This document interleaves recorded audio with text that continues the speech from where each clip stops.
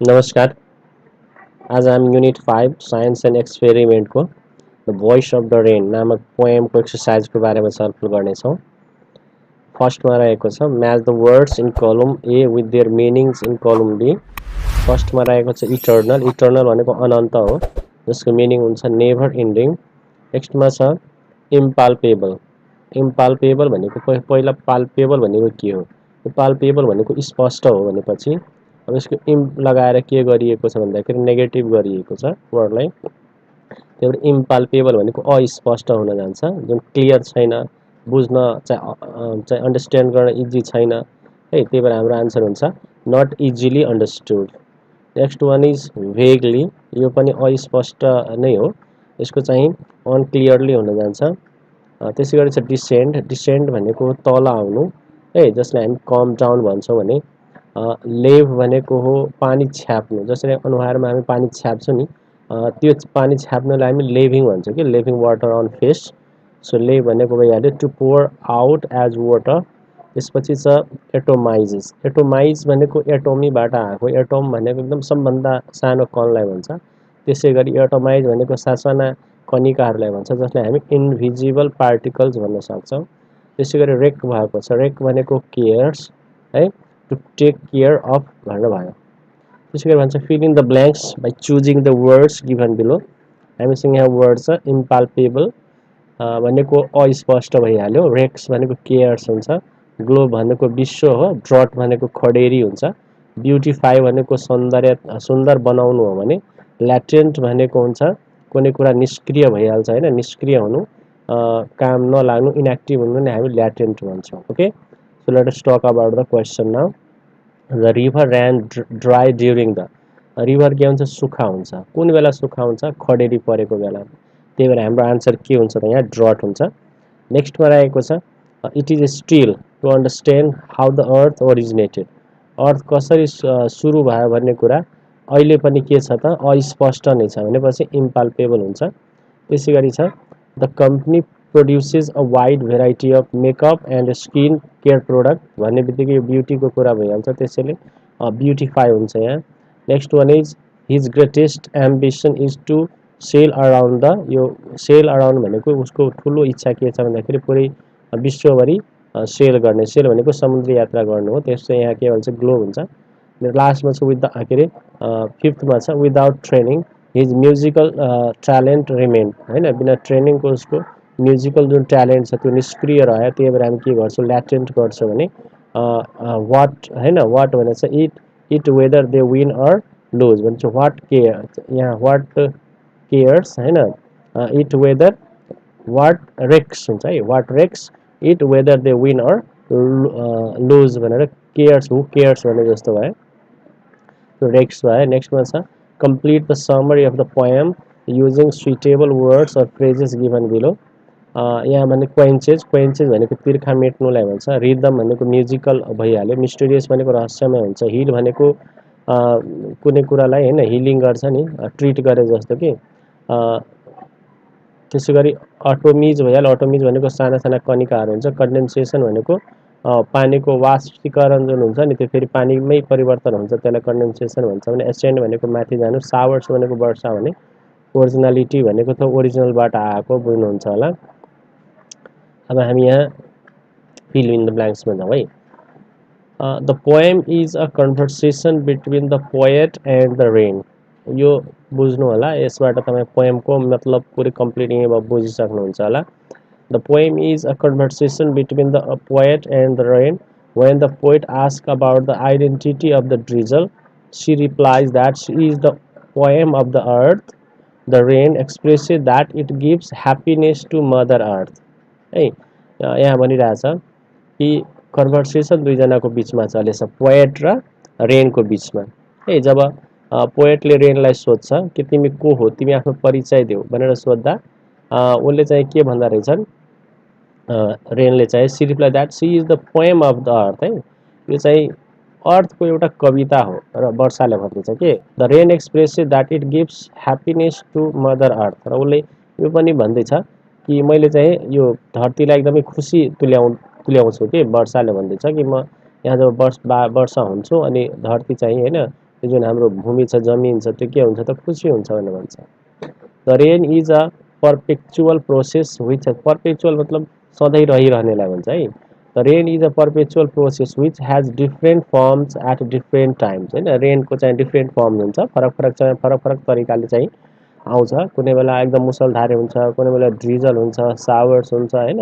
विभिन्न टाइपको हुन्छ it rises from the land है जमिनबाटै चाहिँ जाने हो पानी माथि जाने हो राइजेस हुने हो एज वाटर भेपर के को रूपमा वाष्पीकरण भएर वाफ्टको रूपमा हैन एन्ड यहाँ भने छ high up to the sky अनि के गर्छ त यो जुन छ it rises from the land as water vapour rise गर्छ अनि कहाँ जान्छ एसेन्ड हुन्छ एसेन्ड भनेको माथि जाने है एसेन्ड हाई के अरे अप टु द स्काई स्काईको माथि चाहिँ के गर्छ पुग्छ है एसेन्ड भनेको माथि पुग्ने त्यही भएर हाम्रो एसेन्ड मिलिरहेछ it takes the form of clouds अनि त्यसपछि उसले जुन माथि गएको हुन्छ नि भेपर त्यो के को रूप लिन्छ अरे क्लाउड्सको रूप लिन्छ बादलको रूप लिन्छ the it changes its form or shape हैन पानी के गर्छ त बादल बन्छ हैन भेपर बन्छ सेप र उसको जुन आकार प्रकार हुन्छ चेन्ज भइरहन्छ तर इट्स रिमेन्स अनचेन्ज तर उसको जुन छ त्यो अनचेन्ज हुन्छ के कुरा अनचेन्ज हुन्छ जुन ओरिजिनालिटी हुन्छ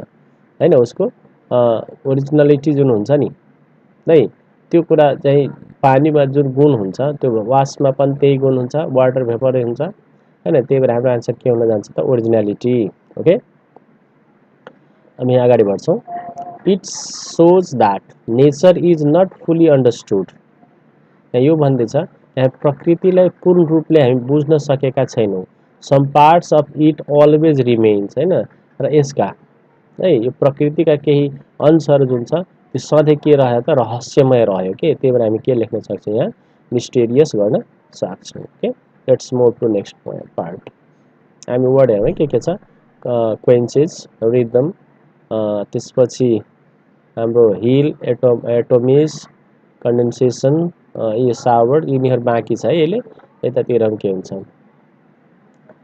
the rain drops pour down from above to wash away है के वास अवे गर्छ है के वास अवे गर्छ एटोमिज मतलब ससाना कणिकाहरू जुन हुन्छ र डस्ट पार्टिकल्स हामी यहाँ के गर्न सक्छौँ एटोमिज गर्न सक्छौँ it the thirst of the thirst आउने बित्तिकै के हुन्छ तिर्खा मेट्छ it quenches the thirst of the dry earth and heals everything that is becoming lifeless जुन पानी बिना लाइफलेस हुँदैछ मर्दैछ मृत्यु मतलब पानी बिना मर्दैछन् तिनीहरूको लागि चाहिँ यो के हुन्छ त प्राणको रूपमा आउँछन् हैन अनि quenches the thirst of the dry earth र अर्थको जुन एउटा सुखा अर्थको जुन तिर्खा हुन्छ त्यसलाई चाहिँ यसले के गर्छ त मेट्ने काम गर्छ okay in other words the make the earth pure and beautiful अर्को शब्दमा भन्ने हो भने वर्षाले के गरिदिन्छ त अर्थलाई एकदम प्योर र ब्युटिफुल बनाइदिन्छ वर्षाको लागि यहाँ माथि के दिइरहेको थियो सावर्स दिइरहेको थियो त्यही भएर हामी के गर्न सक्छौँ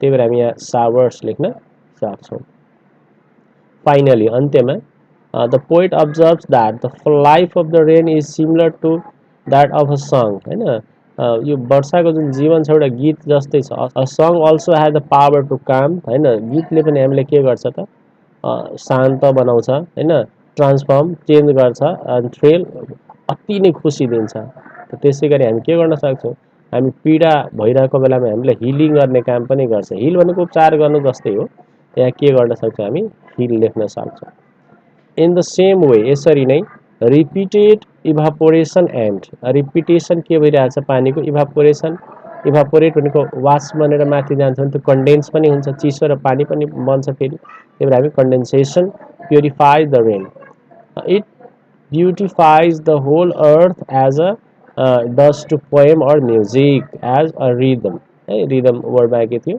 rhythm does to poem or music जसरी म्युजिक पोएम र म्युजिकमा रिदम चाहिन्छ त्यसरी नै यो वर्षाले पनि के गर्छ अर्थलाई एकदमै सुन्दरता प्रदान गर्छ भनिरहेछ ओके सो हामी समरी पनि गऱ्यौँ प्लस हाम्रो फिल इन द ब्ल्याङ्क्स पनि कम्प्लिट भयो ए आन्सर द फलोइङ क्वेसन छ हामी फटाफट आन्सर क्वेसन गर्छौँ अहिले भर्खरै हामी समरी पढ्यौँ त्यो समरीबाटै हाम्रो सबै क्वेसन आन्सर मिल्छ त्यही भएर यहाँ हेर्नु होला what are the two voices in the poem who do they belong to दुईवटा भोइस छ होइन त्यो चाहिँ राइटर र एउटा रेन छ त्यो कुरा गरिरहेको छ the two voices in the poem are the speakers and the rain, they belong to the earth. Okay. Next question. How is the cyclical movement of the rain shows in the poem? कसरी छ rain के हुन्छ water vapour बन्न माथि जान्छ त्यसपछि त्यो के अरे क्लाउड्स फर्म गर्छ फेरि कन्डेन्स हुन्छ अनि रेन हुन्छ हैन यसरी चाहिँ वाटर साइकल देखाएको छ यसलाई हामी लेख्न सक्छौं The cycling movement of the rain is shown in the poem by describing how it rises from the land and sea as water vapor ascend into the sky माथि जान्छ takes the form of clouds and then descends back to the earth as rain to wash away dust and quenches the thirst of the dry earth. नाम लेख्न सक्छौं. Why are the showers necessary for the earth? है अर्थ को लागि यो जुन showers छ यो रेन छ त्यो किन नेसेसरी छ भन्दाखेरि the showers are necessary for the earth because they provide moisture to plant and animals, wash away dust and pollutants यो जुन हामी atomies भनेको थियौं and help in the purification and beautification of the earth भयो. Next question छ how are the rain and music similar?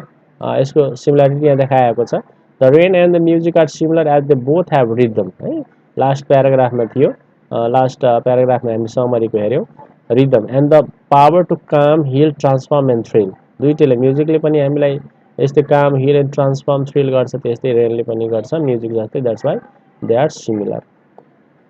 How about the cloud swarm? यो अहिले भर्खर चर्चा गरेको थियौं हामी. The clouds are formed when water vapor rises from the earth and then cools and condenses into tiny droplets which then accumulate and form a larger droplets that eventually fall to the earth as rain. Okay. So list the pairs of opposite words in the poem. Opposite word को list दिएको छ त्यो stanza भाइ हुन चाहिँ यो free words मा लेखिएको पोएम हो. Let us see that. Rise को डिसेंड हुन्छ, रेन को ड्रॉट हुन्छ, त्यसैगरी डे को नाइट छ, रेक्ट को अनरेक्ट दिएको छ. Okay, let's move to next question. What may happen on the earth if it doesn't rain for a long time? धेरै दिनसम्म यदि वर्षा भएन भने अर्थमा के हुन्छ? अभियसली ड्रट हुन्छ, वाटर लेभल डाउन जान्छ हैन, त्यसपछि लिभिङ थिंग्सहरुलाई डिफिकल्ट हुन्छ, फार्मर्सलाई डिफिकल्ट हुन्छ. यो कुराहरुलाई हामी मिलाएर लेख्न सक्छौं. So rain is a natural phenomenon on the earth. If it doesn't rain for a long time, it brings a number of problems for mankind. Our humankind पनि भन्न सकिन्छ. First of all, land becomes dry and groundwater may become scarce. That may cause drought. The water level in wells and ponds goes down. Many plants die out at the absence of water. Overall, it will be difficult to get food and fodder. It may give rise to starvation. भन्ने हामी यति कुरा लेख्न सक्छौं है. फेरि if sentence छ हैन, if doesn't rain गरेर त्यही पनि हामी के गरेछौं त verb 5 को युज गरेछौं वा verb 1 को, किनभने एकदमै स्योर हुने घटना हो के. यो कन्डिसनल सेन्टेन्स को बारेमा लिंक पाउनु हुनेछ यहाँ यो डिस्क्रिप्सन बक्समा जहाँ मोर लेखे होला भिडियो को तल हेर्नुहुन्छ भने तीनवटा डट दिएर हैन फुल स्टप जस्तो दिएर अनि मोर लेखिएको छ नि त्यहाँ क्लिक गर्नुभयो भने तपाईहरु पाउनु हुनेछ. र यसमा चाहिँ लेटर एडिटर पनि छ, यसको पनि लिंक तल हालिएको छ, त्यहाँ हेर्न सक्नुहुन्छ तपाई. त्यो डिस्क्रिप्सन बक्समा जानु होला र यसको हैन यो कन्डिसनल सेन्टेन्स कसरी त्यहाँ युज हुन्छ भन्ने कुराको त्यहाँ छ ग्रामेटिकल रुल्सहरु हेर्नु होला. Let's move to next question. Grammar second. Complete the following sentences using correct form of verbs in the bracket. यो conditional sentence को आएको छ. If Gaurav were the captain, the team. है तो were भनेको verb 2 हो. त एकतिर were मतलब verb 2 छ भने अर्कोतिर हामी के गर्छौं would plus v1 गर्छौं. त्यही भएर हाम्रो यहाँ के हुन्छ would play. र यसको नियम चाहिँ यसले भर्खरै भने हैन डिस्क्रिप्सन बक्समा हेर्न सक्नुहुनेछ तपाईहरु. नेक्स्ट क्वेशन छ you had known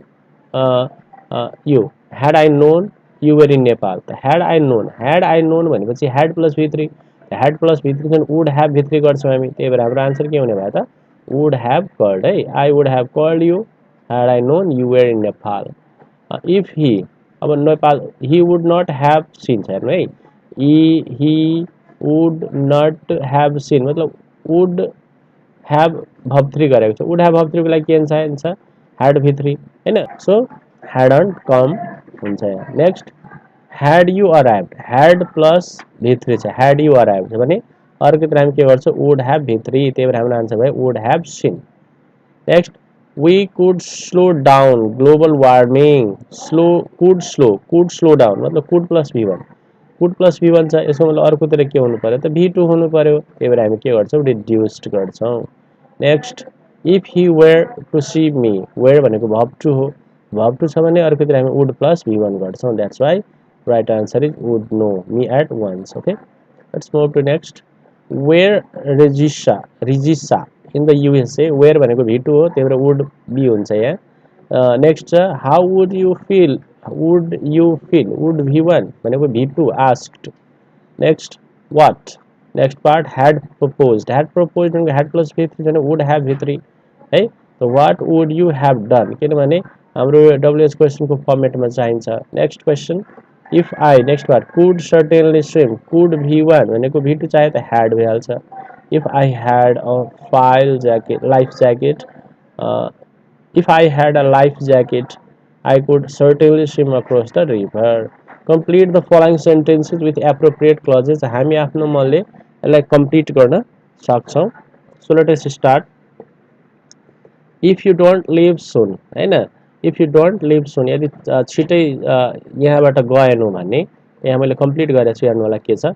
You will be trapped here forever. है सधैँको लागि यहाँ चाहिँ के हुन्छ ट्र्याप भइहाल्छ. ओके नेक्स्ट छ if it rains in winter यदि विन्टरमा पनि पानी पर्यो भने के हुन्छ farmers will grow better crops farmer crops के हुन्छ झन् राम्रो हुन जान्छ हैन पानीले गर्दा नेक्स्ट छ as long as you tell the truth हैन जबसम्म साँचो बोल्दैनौ त के हुन्छ I won't let you go म तिमीलाई जान दिनेवाला छैन है डी नम्बर चाहिँ क्वेशनै छैन बुकमा है number ABC direct E number question छ डी छैन मिसिङ छ question a country cannot develop unless हैन एउटा देश चाहिँ विकास गर्न सक्दैन जबसम्म स्टेबल गभर्नमेन्ट हुँदैन हैन भने यहाँ छ there is a stable government यसरी हामी कम्प्लिट गर्न सक्छौं लास्टमा छ इफ दे इन्सल्ट यदि उले तिमीलाई इन्सल्ट गर्छ भने will you be angry if they insult you हैन क्वेशन मार्क छ भने हामी जुनसुकै क्वेशन गर्न सक्छौं अर्को पनि हुन सक्थ्यो what will you do हैन what will you do if they insult you यसरी